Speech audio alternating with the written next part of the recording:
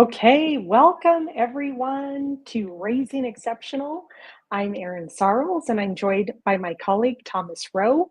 We are both extremely excited and passionate about helping families reclaim their role as the primary influencer of their young athletes. So we could not be more excited for today's topic. Awesome. Thanks, Aaron. Listen, we want to be very respectful and cognizant of your time. We like to keep this to about 15, 20 minutes, and then we'll open up the last 5 minutes to a little Q&A. And you could always drop a question in the chat if you have to bounce out of here. We understand you have other things going on. But one of the first things I want to share with you, it'll probably resonate with a lot of you that are players or coaches. Last week, I had a parent talk to me and said, T, I feel like I'm losing my child to social media, to TikTok, to YouTube, and even their sport. While losing by being consumed by your sport isn't necessarily a bad thing, it's just what happens when this child comes home. They're so worn out from sport, social media, and things going on that sometimes it feels like the parent has just lost touch with who they are and what they are. No, Culture is raised. Sorry about that. ahead. Culture is raising your That's okay. Culture is raising your athletes, and we're here this afternoon to kind of give you an opportunity to win that back. Yeah, exactly. I could not agree with you more. I think our kids today are inundated with so many contending factors. And we here at Blueprint to Blue Tip, we don't just coach clout. We want to coach to legacy. We want to help them create a legacy that extends well beyond highlight reels or chasing trophies. We're about developing young people that lead with character long after their playing days are over. Awesome. We're going to challenge some of your beliefs this afternoon, and we want you to remember that comfort zone is where potential goes to die. I'm sure you've heard that before. All right. Are you ready to step into something greater for you and your family, as well as your student athlete? Yeah, so let's start with the elephant in the room. Thomas, you spend a lot of time with young athletes. Tell us what you're seeing out there. When you're talking about high school athletes, college athletes, more specifically high school athletes, they seem to be wrapped up in their stats. They seem to be wrapped up in their social media likes and their followers and so forth. And they're not really quick to take criticism. Sometimes they feel like constructive criticism is just that. It's just criticism. And the best way that you become a better athlete, or a better person, a better leader is by taking some of this constructive criticism by somebody that you trust, whether it's a parent or a coach, and kind of adapt to that and kind of mold that into your character. Look, we all know that all these kids know the TikTok dance, but they can't look an adult in the eye with a conversation or shake their hand. Yeah, isn't that so sad and yet so true? And here's the kicker. As a parent, I'm a parent of two student athletes. We're kind of told to stay in our lane. Right. We've been convinced that our voice doesn't matter. We allow them to have all this influence in their lives, whether it's via all the things you talked about on their phone, peers, and sometimes even coaches and other people that they're interacting with. And when did we start believing it as parents that someone knows better for our child than what we do? How sad is that? Right. How about this one? They'll figure it out. How are they going to figure it out? One of the cornerstones, our core values here at Blueprint to Blue Chip is character, integrity, and discipline with every step. You've heard me say it before, and I'm just going to pound it into you. Character, integrity, discipline with every step, whether you step into the classroom, the weight room, the film room, et cetera, et cetera. So why would we leave your character, integrity, and discipline to chance? It's something that we as parents, we as coaches, and we as athletes have to adopt and implement every day. I so totally agree with you, Thomas, because I think so often we just think some of this magically is going to appear, just by thinking about it. Right. I Right. wish, so it's like, how do you develop those things? I want my kids to have character, integrity, and discipline, but they don't just magically happen because I'm talking about them. Right. So I would love for you to tell us about the conversation that you had with a college coach last month. Well, it wasn't just a college coach. It was a buddy of mine that rowed in college. I'm sure we've all heard about the movie or the book, Boys in the Boat. What always impressed me about crew was you had to row for your seat every week. And what I mean by that is these kids were always on point. I don't want to say they were stressed out, but they knew there was just only any given day or week that they could lose their seat. Can you imagine if wide receivers had to do that, or point guards had to do that, or a starting shortstop in baseball had to do that? So that's the thing that kind of just gets me going. Coaches talk about how we could teach them the X and O's. We could teach them the triangle offense or defense in basketball. We could teach them how to react to a bunt, but we can't teach them about showing up on time, doing the extra work, whether that's film or staying a little bit later, and just embracing the process of what this coach is looking for. So the coach was recruiting character. It's not just about talent. That is so true. And here's what I think is really scary is culture, or what's going on in society today is really filling that void. And if we're not intentionally shaping our kids' values, someone or something else will.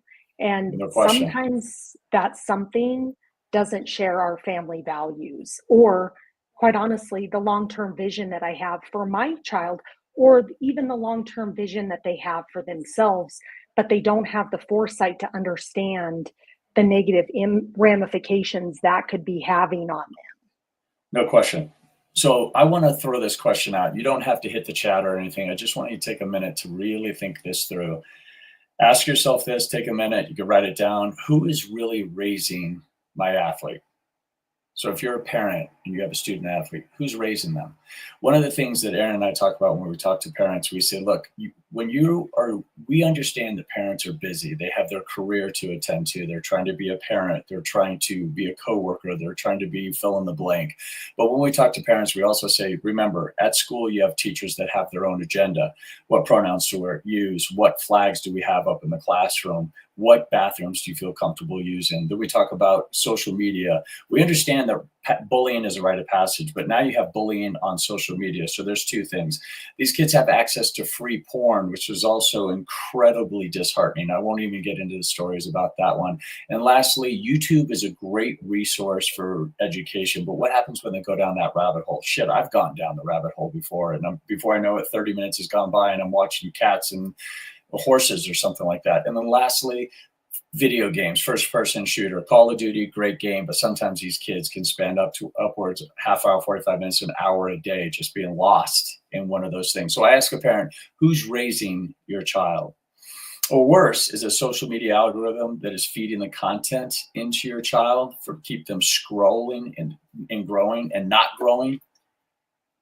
Yeah, the truth is as parents, and I contend with this every day. So I am just like you parents that are on this video call with us today.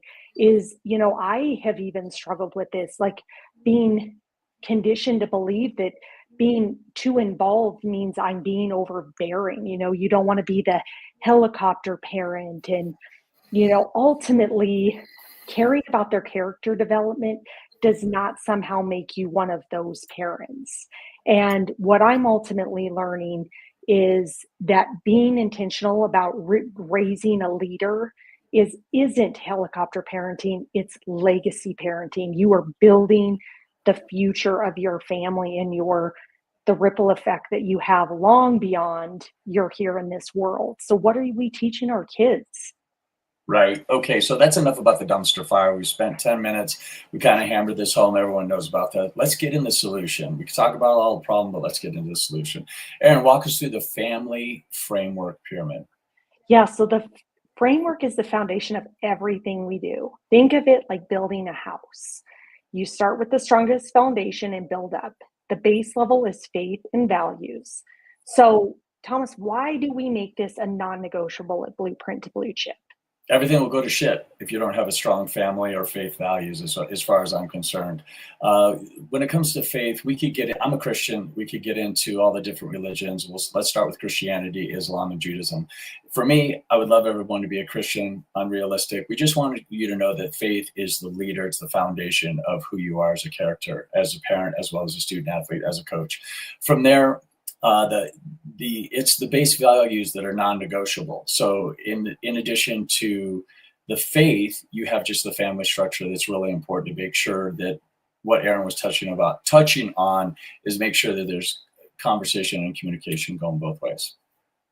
So true. It's so important to ensure that that's the base, the foundation that we're building upon. And I've had parents ask me, what if my kid doesn't share my faith? I actually even have that with my own children from time to time. And here's what I told that parent is, well, as to my own child, this isn't about forcing a religion. It's about establishing some non-negotiable principles. So it's about more about who you are. Are we showing up with honesty, respect, hard work, integrity? That isn't based in a religion or faith. That's based in just who we should be to be good people in the world. And so those aren't just nice ideas. That's the bedrock of who we should show up as being, both as a parent as well as what we should be building in our youth. Mm-hmm. Yep. Structure and discipline is the next level. I think it's self-explanatory there. We don't mean punishment. Discipline is not punishment. It's structure. Kind of goes hand in hand, peanut butter and jelly, if you will. Athletes understand this concept with sports. You run drills, not just because coach hates you or dislikes you. It's because reputation builds excellence. Absolutely. I love drills. They're so good. And it's amazing how when you do those, how much better you become every time you do them. And then when you bring in the element of structure, that creates safety. When what the structure creates is enabling the child or the young adult to know what to expect. So do you have clear boundaries? And they will actually feel more freedom and have more creativity and have the ability to take more risks because they know what their boundaries are. It's not just here's all the rules or don't do this or don't do that, but like what are the values you want your child embodying and how can they then use those when they're presented with different situations to really allow those to come forward. And so I think that's really important. Yep. Consistent expectations, boundaries, and consequences. It's really that simple. If you're a parent, you already know that your child's going to push the envelope and see what they can get away with. But in the end, children, especially adolescents and high school kids, they want boundaries and they want to be put in check. If they're not, they're going to test you every day that they can. Relationships, it will improve dramatically when parents implement structure and consequences and guardrails. That's so true. And as we move up, I think one of the, the third tier that I think then plays off your structure and your faith and your values, your discipline, is communication. And I'll be honest, this is where most families struggle. And we think communication means talking at our kids. But what I believe and what we believe at Blueprint to Blue Chip is real communication is creating an environment where hard conversations can happen without Right. World War III breaking out. Exactly. I want to share a story with you. One of my biggest mentors was my father. He was a military officer, and he used to say, listen, son, you can't learn anything by talking, so you got to listen. And on the heels of that, he would say, I know you can hear me, but are you listening? Effective communication means asking questions, listening to understand, and if you don't understand, ask more questions and then respond accordingly. As a parent, you have to be hands-on, but you can't micromanage, but you can't, what is it, helicopter hover? Is that what you said, Erin, as a Yes. parent? So you have to be involved in by the time your child gets to high school, you got to treat your child like an adult. So true. Being able to create space for them to think and process. And, one of the things when we work with families is teaching parents how to ask questions. What did you learn about yourself today? Instead of asking, how was practice? Ultimately, the first question develops self-awareness. The second question gets a one-word answer, and Right. I will admit I find myself sometimes guilty of this. Like, how was practice with my 15-year-old son? Fine. It's like, Right. yep. So I knew right there, I didn't ask the right question because it didn't engage us in a dialogue.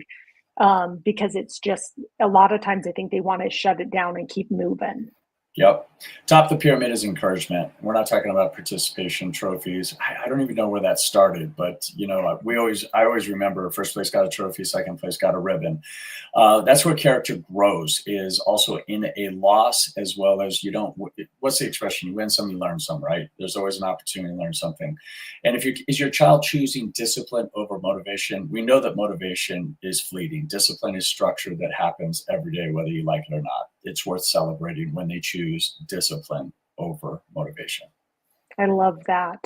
And the other thing I love about encouragement is being specific and tying it to values. So instead of saying, good, good job, really notice what they're doing. Like, hey, I noticed you help your teammate up after they fell, or, Right. whatever kind thing that you see your child doing to be a leader, call them out for that, because that reinforces the behaviors that you're trying to build as a parent, and it helps build confidence in your child, as well as it shows that you're noticing what they're doing and paying attention, which I think is invaluable. Right. And here's what's so powerful about the pyramid that we just went over. It's not just for athletes, for leaders, right? We're building leaders, not just athletes. And raising humans to lead in whatever arena puts them into life. Great. If they go on to get that D1 scholarship, or if they go on to play in the pros, that's fantastic. But who do they become afterwards? And that's a leader. You can have a captain on the team. I was never a captain on some of my football teams, but I was always one of the leaders. That I made sure of. That was my choice. I love that.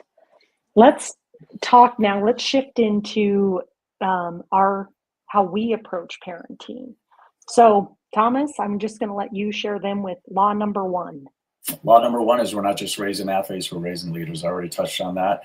And we know that, coming out of high school, and if they do have the opportunity and luxury and the privilege of going on to play football, that's what I did. You have 4 or 5 years, right, in a college sport, but you have 40 to 50 years to groom that athlete into a leader. So that's what's number one for me, is we're raising a leader, not just an athlete.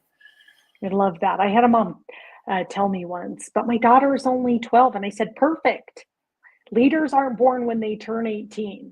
We're developing them from the very early ages in Right. shaping who they are. And it's developed through all the thousands of small decisions and interactions that we have as human beings. Right. So, what does how would you say that this shows up the most when we coach or with families in blueprint to blue chip situations? The other day I was at the supermarket and I was watching a dad talking to his young son. His son was probably junior high or freshman in high school. And he's like, look, son, you have a choice, either A or B. I don't even remember what it was. What he didn't want to do, he didn't want to give them both widgets to his son. He wanted him to choose to make a decision. He said, we got to keep things within budget. And I thought that was I thought that was amazing, because the child had to make a choice. The parent was communicating with them. It's either A or B, but not both. It's about staying within a budget. And it's about making a decision. That's so awesome. What a cool experience to be able to witness that and observe that. And, I think for me, it also means giving age appropriate responsibilities and holding them accountable. I remember having my kids, I now can't remember their ages, probably 10 and 12. The responsibility was, now we're going to have to start mowing the lawn, and you're going to have to, my son was going to learn how to trim the edges with the weed whacker. And, they had spent their first 10 to 12 years having very little responsibilities. And I went through a divorce and was like, mom's not going to run around and do everything around the house and think that that's going to be a functional family. So we would have family lawn mowing days, and I'd be out there with them begrudgingly. I think they started to love it, but it's important that they have things to be responsible for. Right. Well, I'm looking at the time here, team. We're 20 minutes. So Erin and I could share stories with you all day long. You probably have your own stories. So what I'm going to do is I'm just going to try and hit the high points here, and we'll refrain from the stories, because while they're important, we got to get to the bottom line. And law number 2 is discipline and emotion. This trips people up because we were taught that discipline is about compliance, and that's far from the reason behind discipline. It builds leaders. It's emotional regulation of self-control. Great. Did you want me to hit law number 3 so we just keep on rolling here? Yeah, go for it. So law number 3, build consistency builds trust. Ultimately, when you have consistent expectation, consistent rules, cons- consistent boundaries and guidelines, you know, the children ultimately start to respect it. They start to become the non-negotiables. And I think that that is so important, is ensuring that whatever you develop to go on within your home, that you're consistent with how you apply it. There's nothing more frustrating, I think, when you say this is what we're going to do and then you don't enforce that. And the kid is like, well, I thought we were going to do this. And then you're negating that. And then when you try to reinforce it, they're like, what the heck's going on? Right, right. Lastly is consistency. One of the best definitions I ever heard about. What is the definition of boredom? And that's consistency. We've talked about character, integrity, and discipline. We've talked about structure. We've talked about guidelines. We've talked about consequences. But consistency, to make sure we wrap it all up, is what's pretty important for a parent as well as student athlete and a coach. Great. So just take a moment and to really reflect. You don't need to put anything in the chat, but there's 3 important questions that we put up on the screen here. Do you model what is expected? That can be tough, but it's so critical. If you can't be the adage, do as I say, not as I do. It's like, am I embodying what I want my child to become? Because they're watching you all the time. No And question. so that, I would say, is one of the most important questions to kind of really ask yourself. Am I modeling what I expect? Right. Basically, what you're saying is leading by example is what I'm interpreting. And next is your home proactive or reactive? Right. There's, again, back to what mentioned about my father. He was very structured. He was in the military, so everything about him was proactive. If it was reactive, it was a curveball, and we understand that's going to happen. So, is it structured by being proactive or reactive?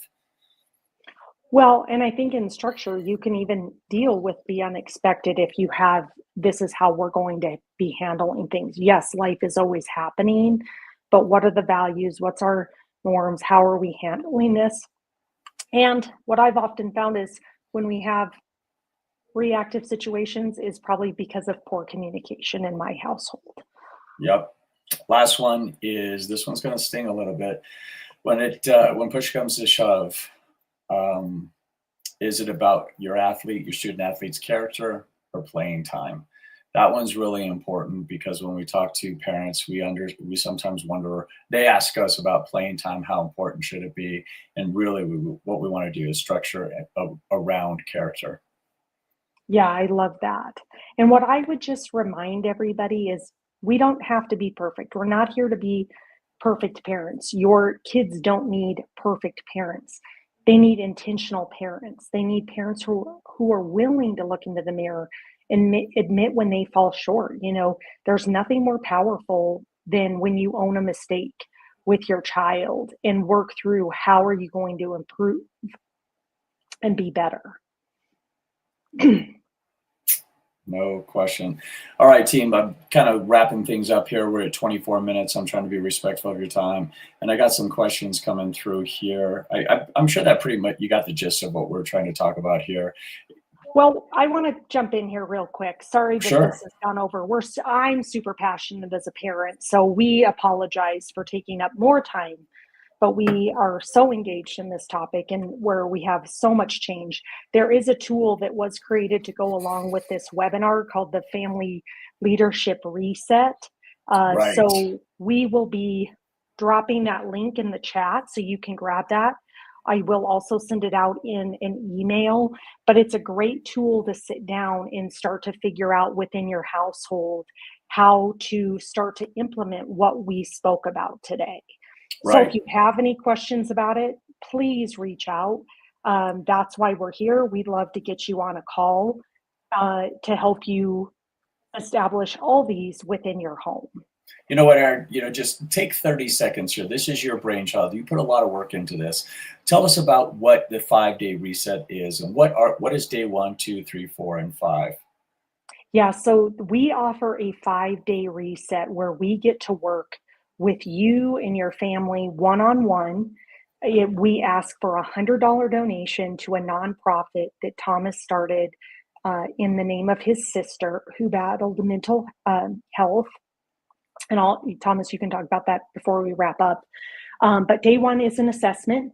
So we want you to honestly evaluate where your family is at right now, so that the foundation of everything we do at Blueprint to Blue Chip is the mirror. It's looking yourself in the mirror and really acknowledging where you're at and being okay with that. Again, no judgment. You are where you are. The first part, if you want to change it, is the acknowledgement.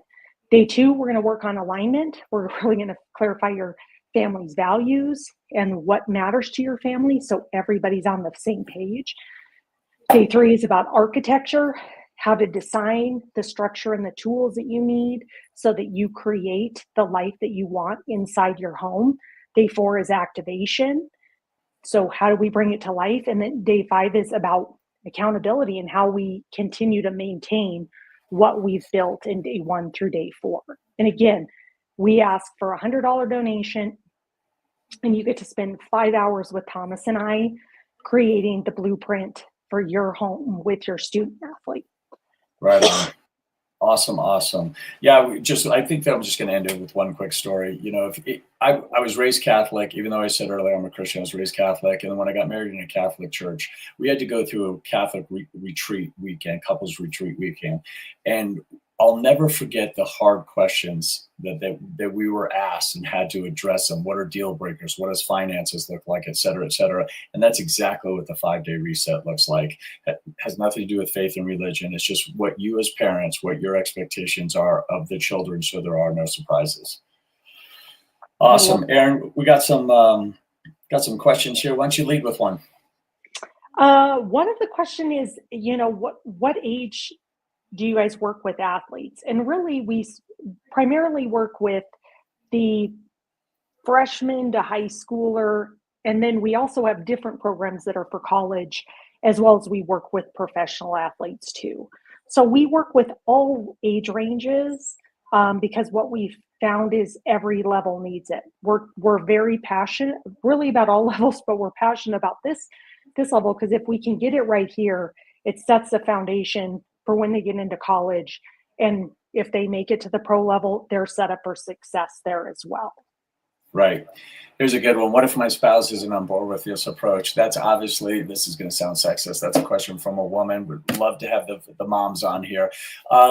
Usually as a dad, we have found that dads are like, I'll show up. What do you need? They let the moms make the decision. So usually parents get pretty aligned once we start going over the steps, especially these 5 steps here. And another question is, what if we miss a day of the week using the tools? Do we start over? No.